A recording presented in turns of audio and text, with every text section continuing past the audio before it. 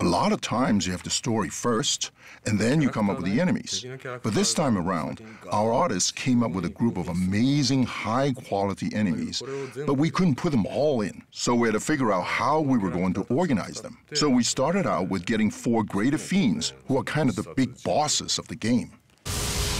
You may call me Alexei. Wolf, greater fiend and ruler of storms. I am Sidonius, ruler of flame.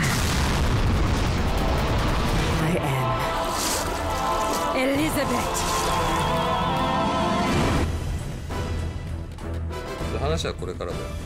So that's how things started. Now we know who our main bosses are going to be, but we have a huge amount of high-quality enemies that have already been modeled and are ready to be put in.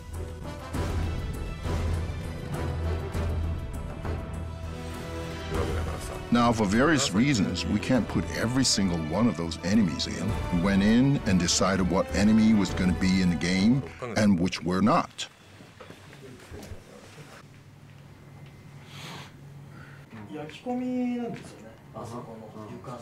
Every guy on a team has enemies that he likes, that he's worked on, he doesn't want to see go. We might be out drinking one night, and one of the team members will saddle up to me with a drink, and he'd be acting like a door-to-door salesman. He'd be like, well, you know, that this enemy has a really cool tail attack, and I just want you to know that he could be really fun in certain situations. So some enemies actually got put back in because some of the team members were so attached.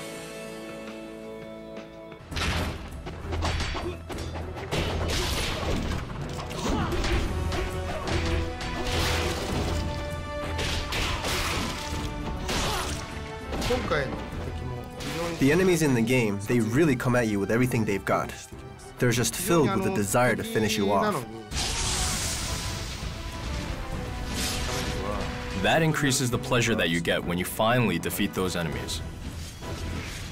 The enemy AI is responding intelligently to the battle that's going on. So the way you injure the enemy AI is going to actually influence the way they fight you. The intensity of the fighting is going to be ratcheted up because this enemy is going to feel more threatened. They're going to be desperate. You almost feel like you're playing against a human player. The first game was basically, you got an enemy's life down to 0, now he's dead. But in this game, you can lop off limbs and then do an obliteration technique which will finish an enemy off quicker.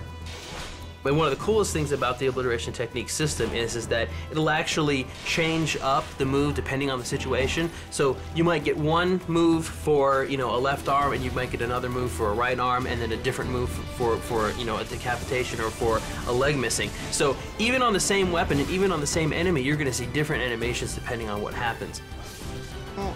So if an enemy loses an arm or loses a leg, their AI will change accordingly, and the attacks that they do will change accordingly.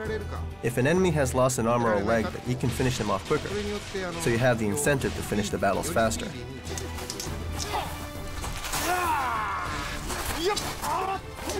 Very important to be able to win a fight as quickly as possible. That's what the ninja wanted to do.